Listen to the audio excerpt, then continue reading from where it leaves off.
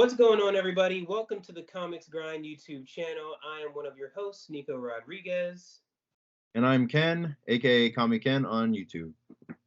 Comic Ken, what's going on, man? How you doing this week? Pretty good, man. I'm just getting my work done. I'm doing coloring and washing dishes still, man. But Oh, how about dude. Hey, man, it's not called the grind for a reason, right? right? Yeah. So I think this is our second episode here. The first episode we kind of went through all like the introductory stuff, kind of letting you guys know what this channel is all about and all.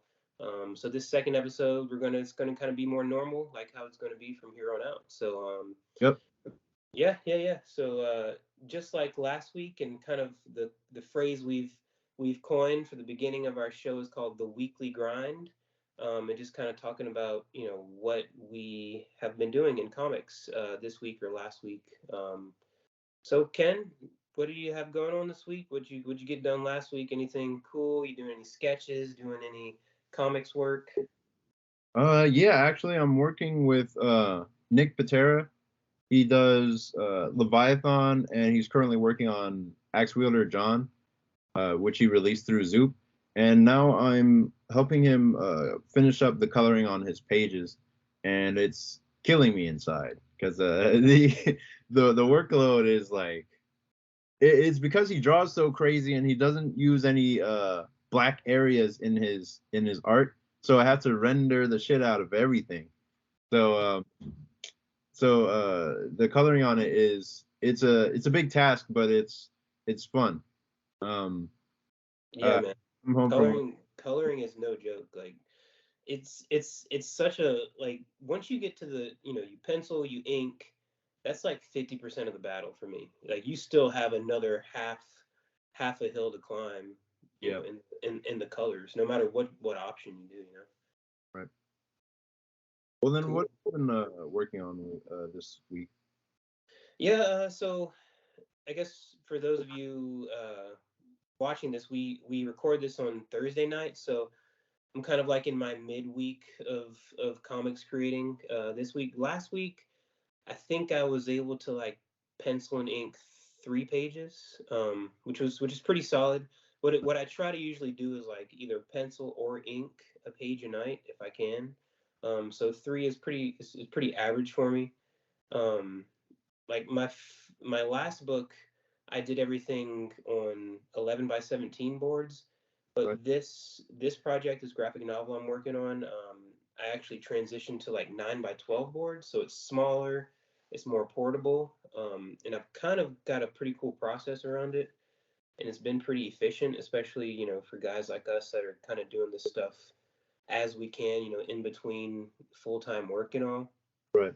uh, so last week was a solid, pretty productive week for me. This week, like I said, midweek, I've got about a page or two done, Right. but really just been focusing on formatting some stuff for printing, um, because towards the end of March, I don't know when this video is going up, but towards the end of March, I'm doing a show and I want to have the first chapter of that graphic novel printed to kind of be like a teaser slash a full product in itself, but kind of a prelude to the incoming graphic novel. Okay. So I finished painting the cover of that actually yesterday during my lunch break. So I got that done, and so I scanned everything in and just getting it all sized and printed, or sized and ready for print. So Awesome. it's a grind, man. I'm trying to find all those little moments in the day that I can, get something done for the project. Right. And So we do all this almost entirely alone or by ourselves, and that includes like drawing, writing, marketing. Every aspect is all on us, including like socializing, like social media and all that stuff, putting our work out there and all that. Um, how do you handle I would say, the marketing side of your book? How do you get it in front of people? How do you find ways to make money from it? What's your grind in that area? whew, man. that's a heavy one because I don't have all the answers for that. But just as far as it's tough. It's tough as a creator because at the end of the day, all I want to do is draw and make the stuff, right? So it's been a process trying to crawl out of that hole to where, like, look, you can make books all you want, you can make pages all you want every single day, but if nobody sees it, then you're just, you're doing it for yourself. Um, Yep. so it's kind of been like a slow realization of that for me, honestly, and especially since I've done more shows. But honestly, the biggest way that I'm getting stuff out in front of potential fans, other customers and whatnot is by going to shows, and that's kind of been my primary target, and it's gone well. It's gotten better over the years. Whenever I first started out, I was just hoping for somebody to come to my table and check my stuff out. Right. But now that I've kind of as far as the booth setup and everything, I've kind of gotten that better. Um, I've gotten more books out. I've done like little. I don't love doing fan art stuff, but at the end of the day, like that stuff attracts people to your table. Right. So I do like small, like was it 6x8 prints of characters that I like to draw, stuff that I like to draw. So that kind of helped enhance that portion of it. So I've definitely progressed leaps and bounds from there, as in terms of uh, you know, person to person marketing at shows and whatnot. Right. Um, what about you? How's your your show presence? Are you doing more shows? Are you doing just strictly kind of digital stuff now? Kind of what's your outlook on marketing for your book now? Well, everything I'm doing right now is completely digital. Uh, I don't have any like physical product left, so everything I'm doing is just social media outreach, Twitter, um, YouTube, but mostly Twitter. I'm using Twitter as my, I guess, the front end of getting people's attention.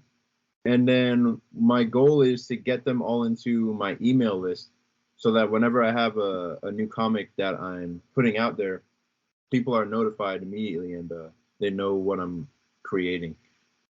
So that's basically my main goal, like that's the basics of my operation right now. It's just put my stuff out on Twitter. I have a link to GlobalComix for Air Rider, and people can go there and read it, or they can go to my newsletter, which I'll link in my Twitter bio or in my under my tweets, so that people can go sign up to the newsletter. But that's the main hustle right now. I have a whole plan laid out in my notebook, of how I'm going to sustain this and keep it going for a long time. Um, but yeah, that's basically it right now. We can go in depth a little bit more further into this, but that's the basics right now. Yeah, yeah. Um, so if you guys watching, our main topic is kind of marketing for indie creators. This episode, it's a big thing. Like I kind of said a little earlier. It's at the end of the day, you can make all the stuff you want, but you've got to find efficient and effective ways to get it out there.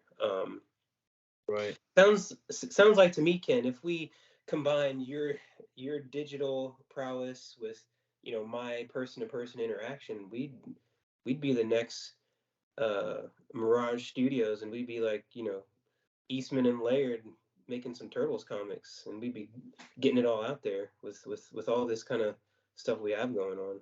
Right. I would say Eastman and Laird, but I think we could work something out. But yeah, it surprises me. That's what I've been doing pretty much this whole week, is like just talking to my friends about everything that I've been learning about marketing. since last week, pretty much, and it surprises me how little creators know about marketing. And the amount I knew about marketing before this year was next to zero, pretty much. I just I assumed I would just make really cool art. I would post it online, and then people would just like it, and then somehow I'd just make money. Just it would just kind of come to me somehow. But apparently, it's a whole process that requires actual planning, positioning yourself in the medium and the industry, and getting your work in front of the eyes of people who actually want to see it. Which is basically the whole gist of marketing to me. It's just here I made Air Rider, I made a comic book, I made my piece of work, and placing it in front of the person who's actually trying to buy it and who's invested in it enough to pay me to keep creating that work on a consistent basis. Right. Yeah, yeah, and I think um, so. Your platform of choice for Air Rider, it's GlobalComix, right? That's the Yeah, platform you use. yeah, Hmm. that's what I'm using right now. And it's because I'm not too familiar with kind of like the webtoons type stuff, digital comics going. Is Global Comics similar to webtoons in that regard?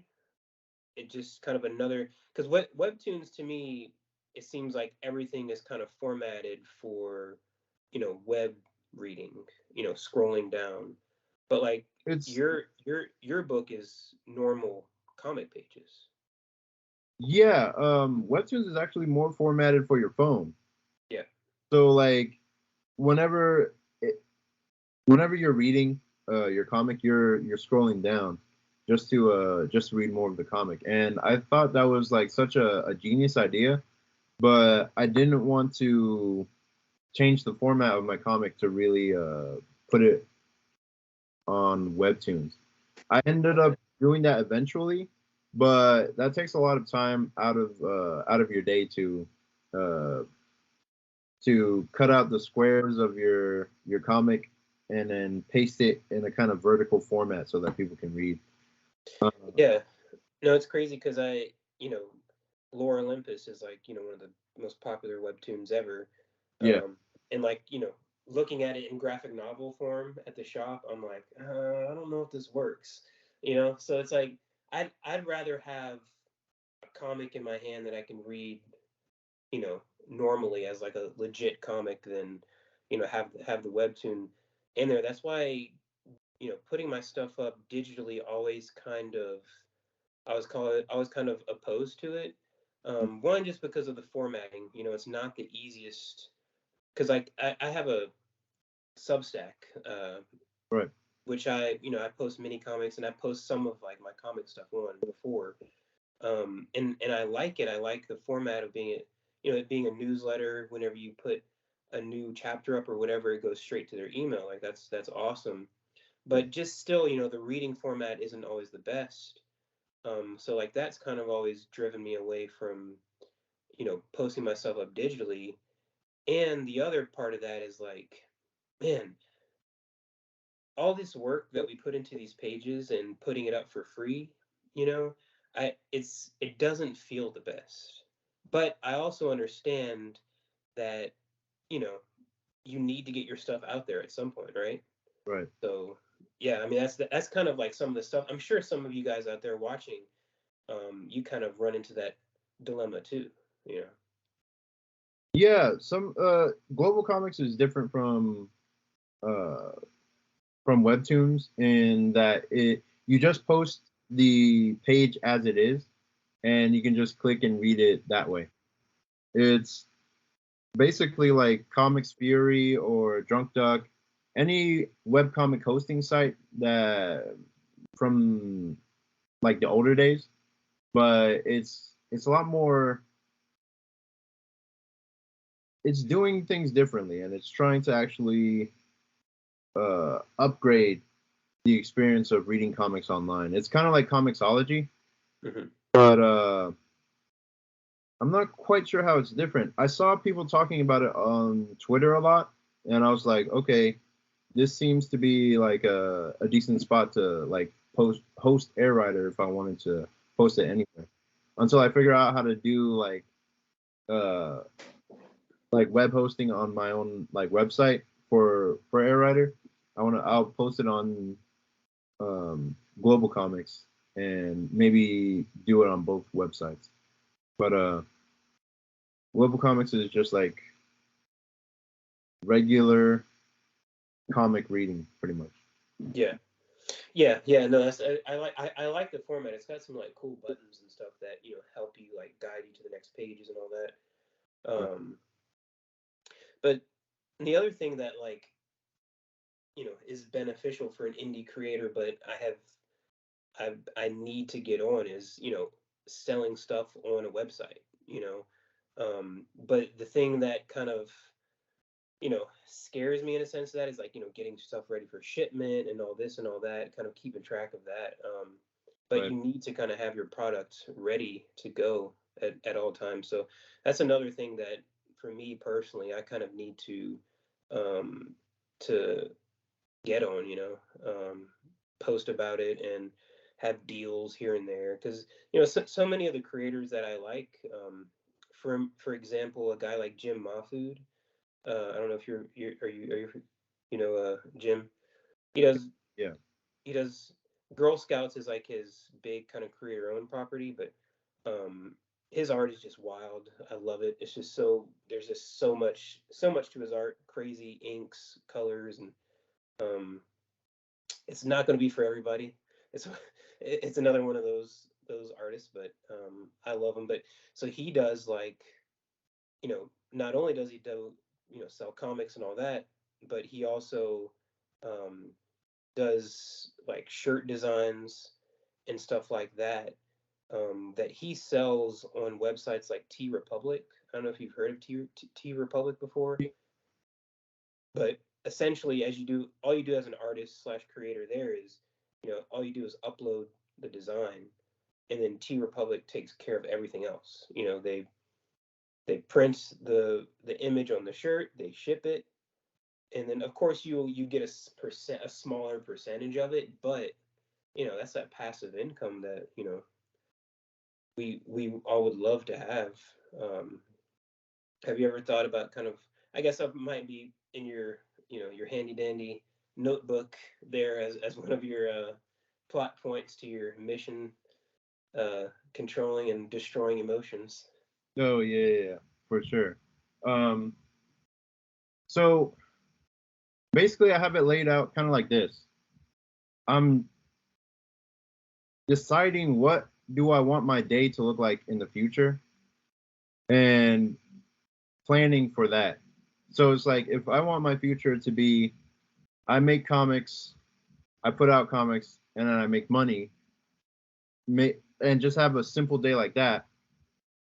I'm planning for that right now while I'm like washing dishes and doing comics on the side and doing all that. I'm moving slowly towards a position. I'm positioning myself to where I can just do what I want pretty much the whole day and then put out the art that I want to create so that people will pay me for it. Mhm. Um, and a big part of that is that passive income. But all that passive income comes from actively building the structures to allow for that to happen um, at the beginning. Because passive income that comes later on. Like you have to build the infrastructure, you have to build the content that you're actually providing the products and all that. But once all that's built, pretty much all you have to do is advertise to people so that to the people that your product is for, and the more you can pay for advertisement, the more money you make. There was a way that somebody put it that it made sense, but the way I'm planning it right now is just uh, capture people's attention, get their email, and then make content, put it out there, and sell it as much as I can. Yeah.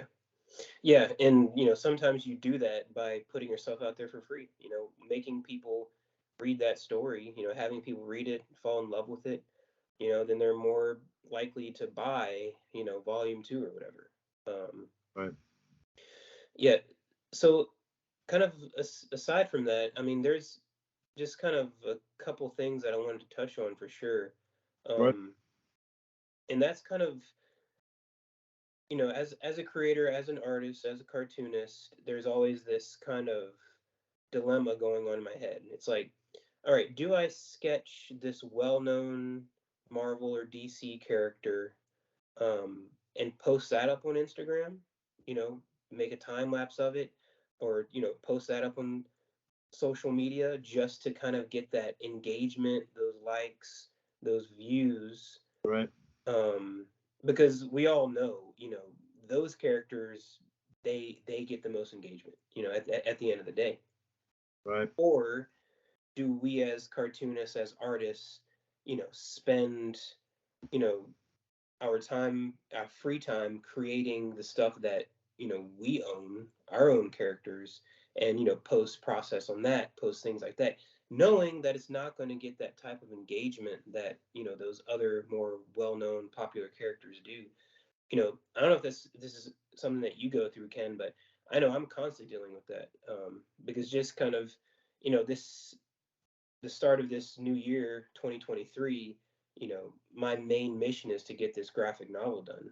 Right. Um, and if I'm spending my nights and my free time, my lunch free times doing that kind of stuff, I don't have time to, make these sketches because, any downtime there, I should be, thumbnailing for my book or, Right. drawing a panel for my book, painting, whatever. Yeah. Um, so it's just something that is a constant dilemma, that I'm going through. I don't know if you want to speak a little bit about that on your end. Do you have any kind of perspectives on that? I know for me, I'm kind of, at the end of the day, you got to make your mind up and say, no, I'm not doing those sketches at some point because I need to focus on my stuff. And Right. if you do have some free time, pull one off. But Yeah. yeah, man, you have any kind of thoughts on that? Things that you can maybe shed light on for the people watching? Yeah. I was gonna say that I think I might be physically incapable of doing fan art, and I've tried it. I've done arts that are I've done fan art in the past, but these days I can't force myself to draw a popular character for views or clicks or anything like that. And it's not even a moral judgment or anything. It's just I can't. I don't have the time. I don't have the will. One time I tried to draw Broly from Dragon Ball Z, Dragon Ball Super, Yeah, and I was like, man, this is gonna be so awesome. This is gonna be a great drawing, and I'm gonna post it online and get so many views and clicks. But I got bored with it within like an hour, and I stopped drawing it. And I shuffled it away. I never looked at it again. yeah, So it was mostly because I was taking time away from working on my own stuff that I couldn't continue with the drawing and put it out there for views. And all of that stuff is really great for engagement and getting people into your own thing. There's this artist online named Brian Santiago, and he'll do a comic called Irma. And in his comic Irma, she's like a little horror character based off of The Ring, and he'll place her in different scenarios, different little comic strips with characters from other properties.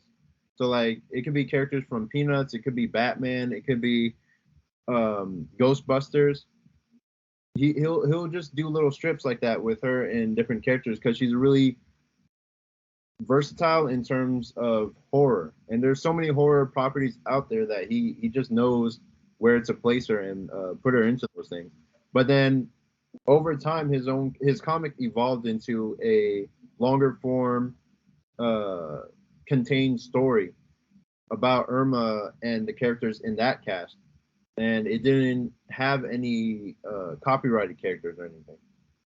Those were just like one-off strips, like almost like a joke, but those strips were phased out in favor of a longer form story, a longer form narrative that he was telling. So I thought that was really smart in the way that he did that because it got a lot of people into the character and the fact that she's like really cute and whatnot, and parlayed that into a longer form story that now is just about Irma and the characters within that.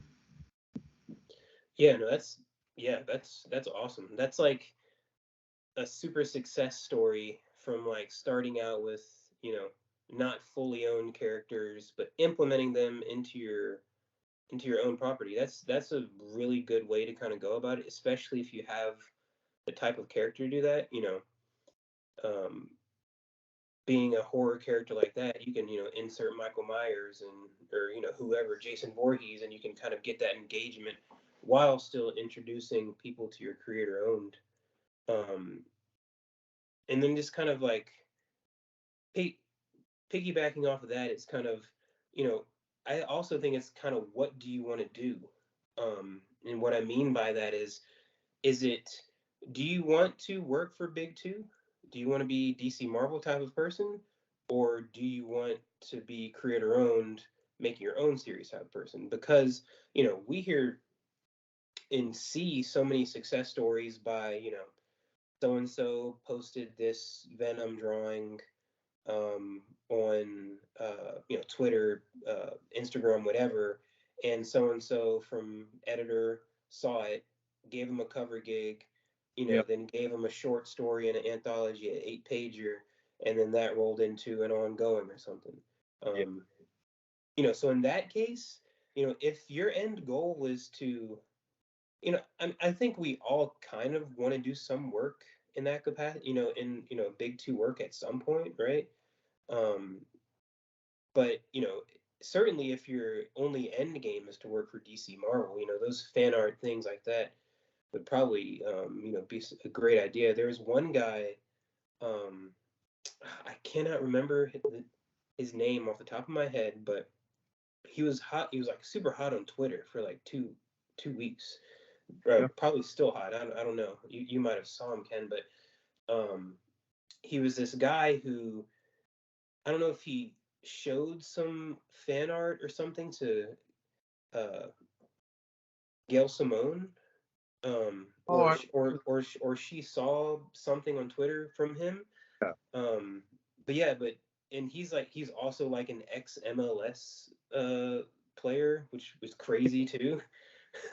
Let's But yeah, but she see. saw his stuff somehow. Some I think it's Batman stuff or something. And Mhm. then like the next Monday, she shared his stuff on Twitter and like kind of boasted about him for about, you know, 20 minutes. Or, I'm sorry, you know, a tweet's worth, and suddenly dude just went off, started Yep, sharing and sharing and sharing. He already got his DC cover, you know, DC covers booked up or lined up, and yep. maybe doing pages now. Um, so yeah, like that's what, you know, that fan art and stuff can truly work wonders in this age, but you know, at the end of the day, I think it's kind of what exactly do you want to do, you know? Yeah, and I think that with if you know clearly what you're doing with your character, if you just look at examples that are like your character and find out what you're doing unique to bring to the table, then you can really just model your marketing strategy after people who've already done it before you. And like I'm doing a superhero character, I'm doing a high school hero character, and I realized that there was like a hole in the market. Like I looked up the term high school hero online, and it hasn't been taken up since 1949. Um, the last thing to really have that title was a movie from that year. So it's like there's a lot of heroes that come from high school. There's a lot of teenage superheroes, but they're always trying to like save the world or fight like evil mafia bosses or they get superpowers and do that thing. but my character is strictly in high school. So it's like, okay, there's an opening, there's like a crossover from like superheroes and like high school specific heroes. So it's like, okay, let me place my character in there. I changed the title from Air Rider to Air Rider High School Hero because that little bit at the end there makes it more clear to other people what Air Rider is exactly. Just by changing the name a little bit, or Yeah. just by adding a little bit more to the name. It's almost like Avatar: The Last Airbender, where Mm-hmm. it's like you don't know what an avatar is, but you do know, or You might know what an airbender is.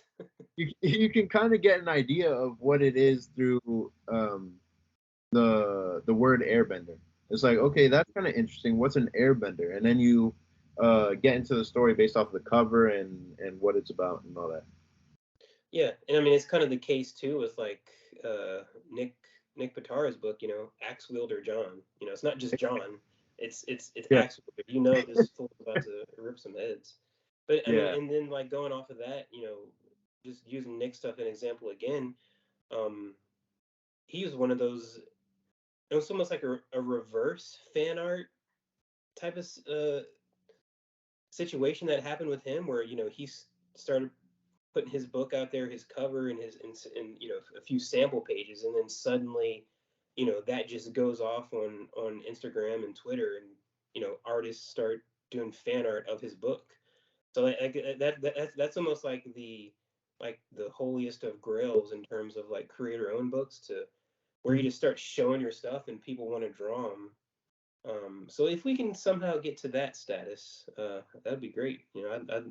I'd love to see some Air Rider interpretations out there, because that happens, you start circulating the freaking the wheel. yeah.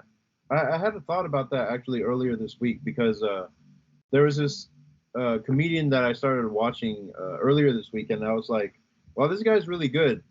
Um, let me see more from him." And so I clicked, and there was a whole backlog of stuff that he'd been doing over the years, and he's just now starting to blow up. But he couldn't blow up without that whole backlog of work that he produced over the years.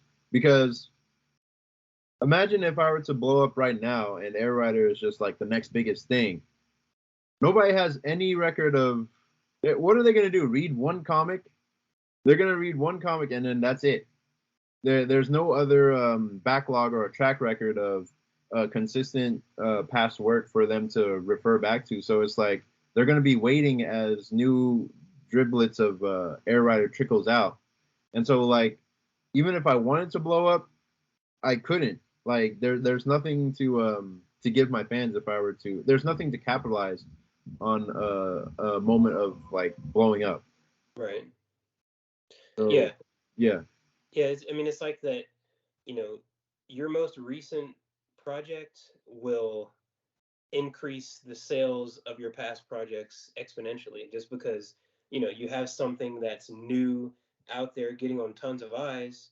They read that, they're like, oh, I just finished that book, I want more, and then boom, boom, boom, everything else kind of starts going up from there. right. But it's coming, kind of bringing it all home. That kind of what this whole channel is about. The comics grind. It's about us putting in that work and that grind to kind of get us to the point where we have that backlog. And maybe it's not this project that blows up. Maybe it's the next one. Yeah. But then with that next project blowing up, using marketing tactics, whatever we can find, will increase the sales and everything else that we've done before. But yeah, Ken, I mean, I think that's kind of covers it for now on marketing. I think, we're certainly going to revisit marketing many times and many times over again, because it's a huge topic with indie comics, as all of you guys, all of you creators out there know. But Ken, you got anything else on marketing? Any last little bit of insight you want to give the people out there? Um, there's a few people to check out when it comes to marketing and especially about like passive income, which is something that I looked into a lot back in the day. Um, there's Jason Brubaker. he's a great comic artist. He has a whole bunch of stuff about like passive income, running Kickstarters, and all that kind of stuff with his comic books. Um, and the books that I read this week on well, I didn't read them. I listened to them on audiobook, like at 2 times speed, just to be fast. But I read .com Secrets by Russell Brunson. I read Caspertising by Eric Drew Whitman, and I read, what else was that? I read I read Right to Market by Chris Fox, and there was one more thing. Yeah, no, that's some good stuff, I'm sure. Yeah, all of From that those. last one. Yeah, the last one was, I'm trying to pull it up so I can read it out. Let me refresh, because that last one is is like really important. Oh yeah, it's called the One Page Marketing Plan. So basically, it took all the knowledge that I learned from all those other books, and then gave me a kind of framework to implement that stuff, so that I can basically get to the end result that I'm looking for. And with that understanding, I went through a whole bunch of my favorite artists and some of the really good or really lucrative artists, and analyzed, like, okay, how are they getting traffic to their website? Like, do they have a website? Is it just a YouTube channel? Like, how do people get interested in these artists, and then how do they pay them? How do they retain them as customers, and keep that going so that they can make an income? So yeah, that was pretty much what I did. I just studied, got a framework in my mind, and then analyzed other artists to see what kind of framework they were using. Awesome, man. Yeah, that's some excellent info. Definitely going to check some of those guys out, because those business strategies, they can apply to all industries. You know, they're not one industry specific. So, but Yeah. yeah, that's awesome, man. Like I said, we'll revisit the marketing topic many times. For now, you know, this is kind of what we've got. You guys out there, if you guys got any kind of marketing strategies, marketing concerns, dilemmas you guys go through, drop them down there in the comments. Love to kind of see what else all of you guys are thinking, kind of going through, that are in the same kind of boats as us. You know, indie creators, and trying to figure out how to market, when to market, and really how to balance your time at the end of the day. Yeah. That's kind of what it comes down to. But go ahead, Ken. Let the good people out there know where they can find you. Push some of that marketing strategy at the end of our episode here. Yeah. Everyone can find me usually on Twitter at @DComiken. Uh, that's just DCOMIKEN. And then I'm usually you can find me on YouTube. Basically, all our links will be down below. And yeah, that's pretty much it for me. Awesome, awesome, awesome. Definitely give Ken a follow. You can find me at Nico Writes, NICO_WRITES. Instagram is where I am most active. I'm also on Twitter at that same handle. I have a Substack. It's nicorodriguez.substack.com. I post comics there, mini comics, creative speak, all that stuff that's concerning comics and creativity for the most part. And that's pretty much it, guys. Thanks for tuning in for the second episode of the Comics Grind, and we will see you next week. All right.